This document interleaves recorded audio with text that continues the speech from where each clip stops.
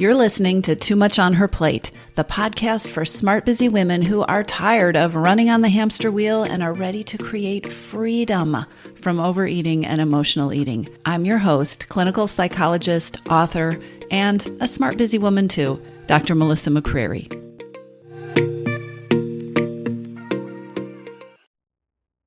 Hey everybody, welcome back to the podcast. Let me ask you a question. Does it ever feel like there are some things that you are destined to just keep learning over and over and over again?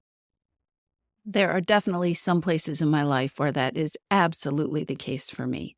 And so I thought in this episode, I would share a few lessons that have to do with managing stress and managing stress eating that I have learned over and over again, and many of which I'm still learning.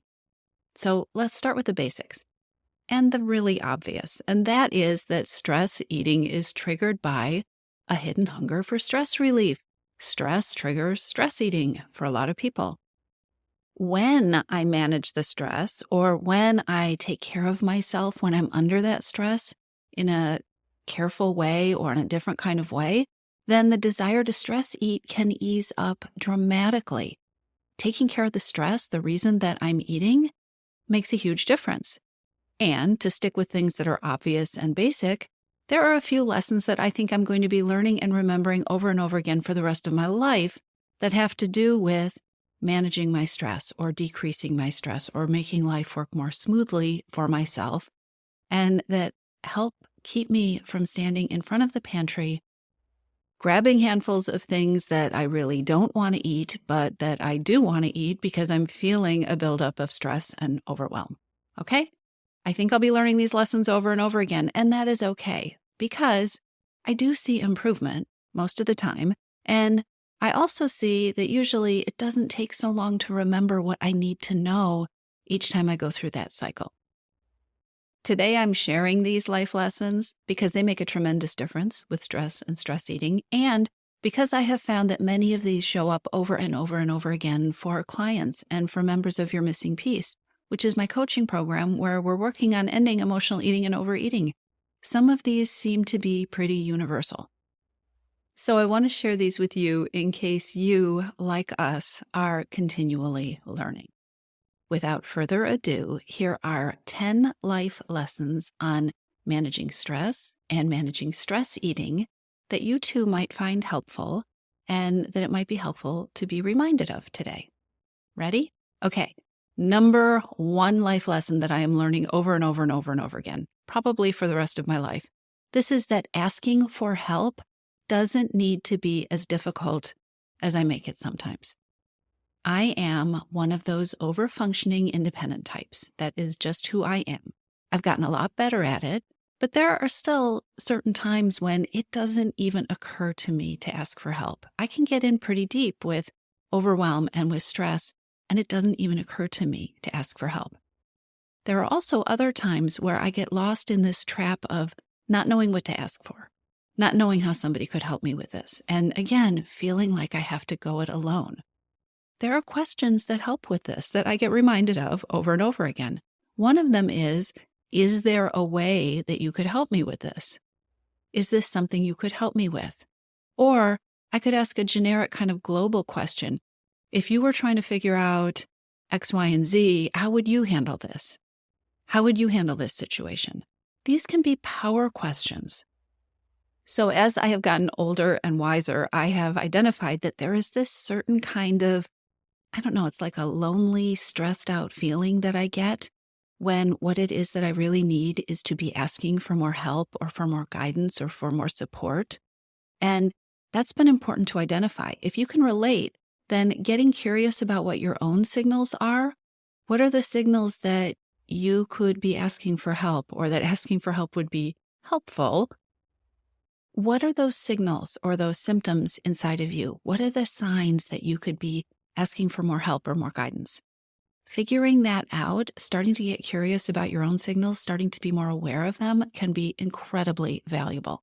At least it has been for me.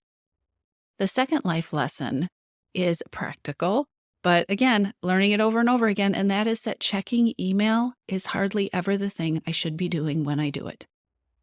I once heard somebody characterize your email inbox as everybody else's to-do list for you. That's what your inbox is. It's this to-do list that a whole bunch of other people have thrown at you, everybody else's agenda. It never feels good to be reacting to a bunch of other people's priorities. At least it never feels good if I'm not really intentional about spending my time and energy this way, if it's just this reaction, if I'm clicking that tab in my browser and seeing what's waiting for me and seeing what I have to do. The days that I set really clear policies and boundaries around email, those are my most productive, and those are my least stressful days so much of the time. And I will also say, because I hear about this so often from clients that I think it's worth saying, if you think that people will not survive if you do not respond to your emails instantaneously, it is worth considering whether you are training these people to have this expectation that you will respond instantaneously, right? Play with this one. If it feels like you are at the mercy of having to respond all the time, be open to being curious about that and seeing if you could experiment with this and see how it affects your stress. I have not conquered this. I am still learning. And I think we have a lot of conditioning to be at the mercy of our inboxes. So don't be surprised if you keep coming back to this one over and over again. But it is a lesson that bears repeating, at least for me.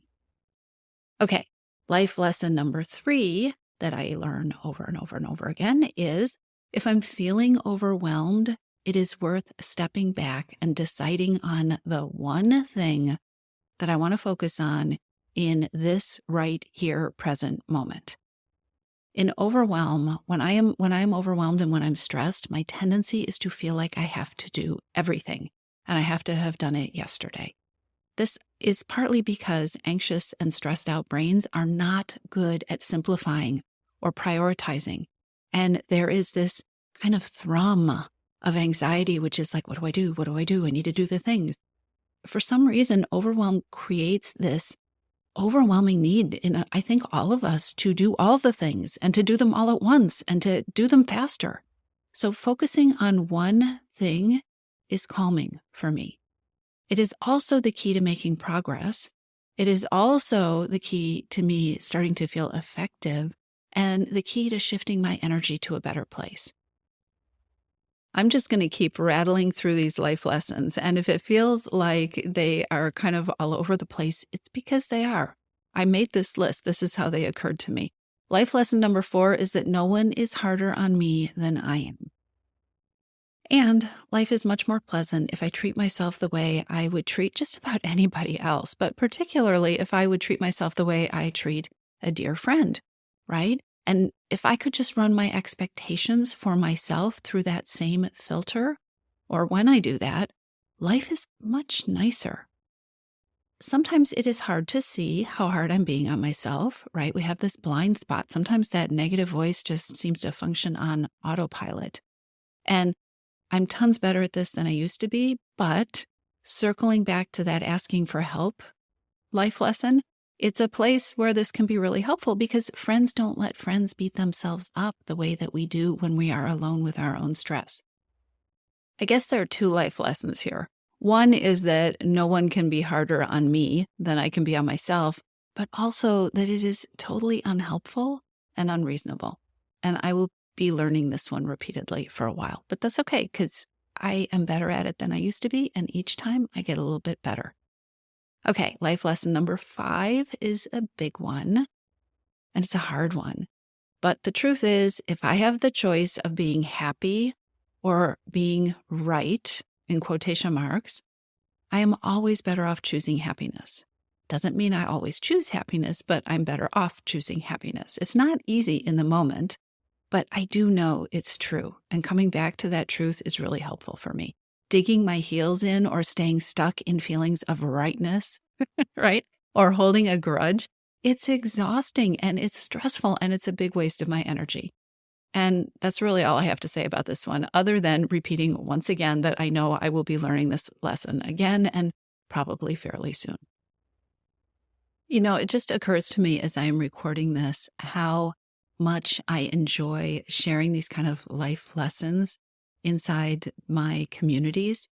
sometimes inside you're missing piece. Sometimes people join in, and in our minds we think, oh, we're going to focus on these very big topics. We're going to be talking about food all the time, or we're going to be talking about how to build strength, or we're going to be talking about concepts. But so much of the time, it is about things like life lessons. It's like, oh, this comes up for me over and over and over again. And how can I take this thing that comes up over and over again and feel like I'm getting somewhere with it? How can I not be so hard on myself because it keeps coming up, right? How can I be understanding? How can I talk to myself like I talk to that person that I care about this thing? And how can I create learning so that the next time it comes up, it's a little bit different or a lot different, or the bad feeling that I have doesn't last as long, or doing that thing one more time doesn't get me so frustrated that I end up in the kitchen eating all the snacks, right? So much of changing your relationship with food is about changing your relationship with yourself and giving yourself permission to learn things, which means messing up, which means making the same mistake over again and correcting it and growing from it or not, and finding yourself learning all over again. So much of creating peace with food requires being able to be curious and kind to yourself as we go through this thing called life. And I think sometimes life is making the same mistakes over and over and over again and evolving a little bit along the way, a little bit each time we go through the same old thing. I hope I'm saying that in a way that makes sense. Okay, so back to the life lessons. Life lesson number 6 feels to me a kind of like, do you remember that book about learning everything you needed to learn in kindergarten? This one feels like that too, but it is true. And that is, going outside always makes me happier. Going outside is life-changing for me. It is mood-changing. It is energy-changing. It is mindset shifting. The truth is, when in doubt, I should always go outside. Some of my happiest moments outside have been when I've gone for a run in miserable weather, and when I have come home with mud all over my shoes and all over my calves and, soaking wet. It has been fun. When in doubt, I should always go. The critical decision is not what my brain tells me. Oh, is it too rainy? Is it too cold? Is it too whatever for me to go? The critical decision to make for me is the one that gets my butt out the door. Because once I get my butt out the door, things always get better. That is the life lesson. I actually enjoy learning over and over and over again, but it doesn't make it easier in that moment when my brain is telling me that the critical thing is the weather perfect? And is this absolutely the best time for me to go outside? Anyway, let's keep going. Number 7, perfectionism about me or about the weather. Perfectionism doesn't serve me, and all or nothing thinking is perfectionism. I have learned that perfectionism is at the root of so many problems. Undiagnosed perfectionism, hidden perfectionism.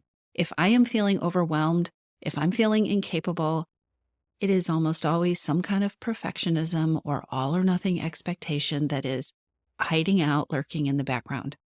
I have learned that for me, the way out of that trap is to just start. Just do something. Stop worrying about what the right thing is or where I should start or should I do this or do that. Just do something. Or sometimes it's to break the thing down or the things down into much smaller pieces, right? Or to change the criteria from I have to do this thing or I have to get an A+ on this thing to I'm going to spend 10 minutes on it. Or something that feels reasonable that I know I can accomplish. I think for me, so often the antidote to perfectionism and the stuckness that comes with that is just doing something to build a little piece of competence. A little piece, even if it is a teeny tiny thing, doing something effective. That is always helpful for me. I guess that's kind of another life lesson, right? Just do something. Okay, next life lesson. Taking the time to get grounded and clear, even when, actually, especially when I am feeling rushed or stressed, always pays off. Taking the time to get grounded and clear, especially when I'm feeling rushed or stressed, always pays off. Another way to say that is that those times when I think I don't have time to slow down and get grounded and clear are the times when I'm going to get the biggest payoff for doing it. Jumping in and doing the work only works when it does work. And sometimes it does work. Just get started. Just do the thing. I was just kind of talking about that, right? Build some effectiveness. But if it's not working, or if I'm feeling like I'm spinning my wheels, or if I feel like I'm procrastinating, or I'm focusing on the wrong thing, or I'm getting anywhere, I need to take some time. That is my life lesson. Taking 5 minutes, heck, taking 2 minutes or 3 minutes to meditate or to breathe deeply. And by meditating for 2 to 3 minutes, that's what I mean, just closing my eyes and breathing deeply, or stopping to create a vision of how I want my day to unfold. Taking those 2 or 3 or 5 minutes has never put me behind, and it usually saves me time. It absolutely allows me to be more present with myself, to be more myself. And I know that when I do it, I feel so much more effective. It works. And that one kind of overlaps with the 9th life lesson that I'm always forgetting. It is one that I love because it is magical. I really do think it works magic. And yet it's so interesting how we work as human beings, right? We learn these things, we discover these things, we start practicing these things that work for us, that feel good, that add more joy to our lives. And then it's just part of human nature. We get off track with them, right? We have to come back to them. And so having strategies that pull us back to the things that are important, like taking the 5 minutes to get clear and to grounded, those things are really, really powerful, at least for me. And it's not just at least for me, because I see this all the time inside Your Missing Piece. Figuring out what works for you to keep bringing you back to your life lessons, I think that's the magic. Okay, but I was talking about the magic in the 9th life lesson. And it is one that I keep learning over and over again, but it is powerful. And that is that starting my day by asking how I want to feel, and then thinking about, okay, what will I do to create that feeling in my day? That simple act is a million times more helpful than just creating a to-do list or just diving into the to-do list that I made on Monday that has been building up till whatever day of the week this is right now when you're listening to this episode. Starting with, how do I want to feel and what am I going to do to create that feeling today? It's magic. All right, so just to review, what I'm covering with you are life lessons that I think are going to thread through my whole life. They are going to weave through my entire life. I am going to keep evolving and learning different iterations of these lessons over and over and over again, probably to the end of my days. But these life lessons are incredibly helpful for me with managing stress and managing stress eating that happens with the stress. And it really isn't about getting the life lesson completely mastered or learning it perfectly or never having it come up. I think there's so much value for me in recognizing, oh, here we are again. Oh, yep, this is that thing. Oh, yeah, you know what? This is going to work much better if I go backwards a little bit and take the 5 minutes that I didn't take this morning and get grounded, right? Or, oh, you know what? I caught myself. I've been focusing all day on building this massive to-do list and I haven't even thought about how I want to feel.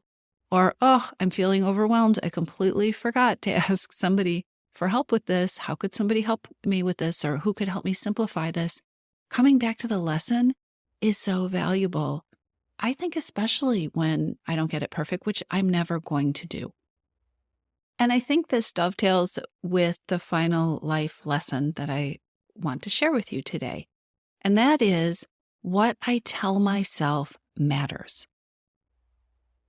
What I believe, what I tell myself I believe, and the beliefs that I choose to focus on matter. Whether I think I can do something or whether I think I can't do something, I am likely to be right.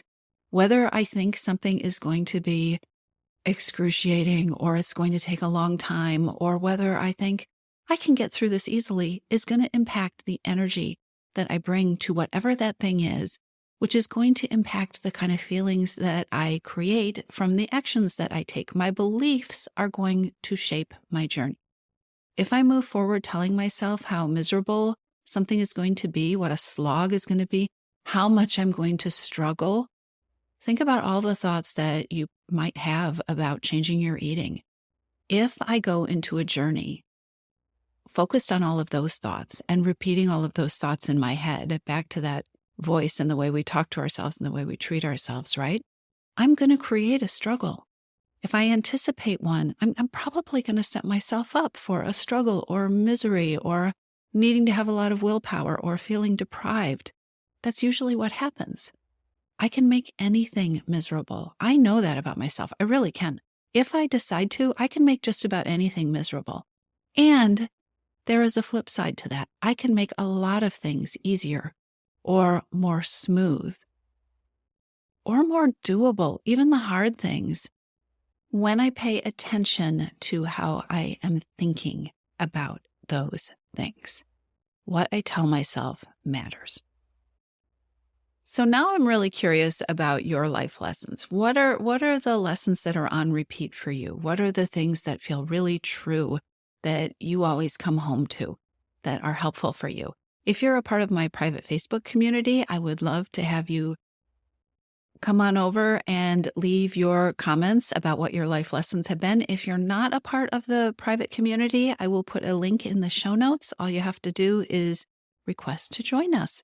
And we can have a conversation about what are the life lessons that are helpful to be reminded of? What are the life lessons that keep coming up for you? And how are you making progress even though you might never get them perfect?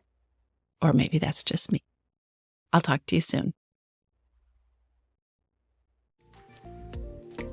If you're ready to lose your overeating and emotional eating habits, and you are ready to step into a relationship with food that fits you, one that doesn't rely on willpower and deprivation, then now is the time to join your missing piece. Enrollment is open, and this is the perfect time to join me. Go to toomuchonherplate.com/freedom, or just click on the link in the show notes. Your Missing Piece is the program where I show you step-by-step how to create freedom from overeating with a unique combination of psychologist-designed, personalized work with me, coaching, and smart strategy. You'll learn how to reclaim your power, ditch the diets, and create results that are built to last. Check it all out at toomuchonherplate.com/freedom, and I'll see you inside.